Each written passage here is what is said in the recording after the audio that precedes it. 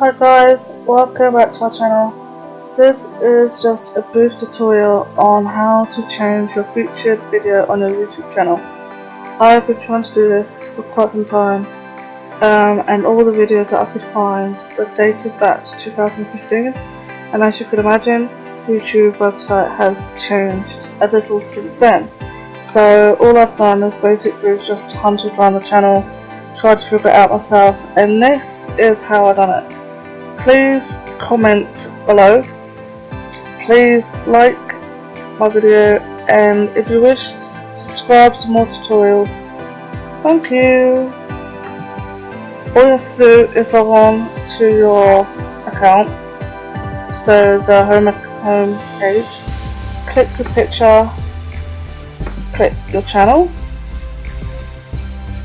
This is what it should come up with. Scroll down a little. Ooh. Click customize channel. This is the page that you should get, obviously not the same as mine, but your page. Scroll down again.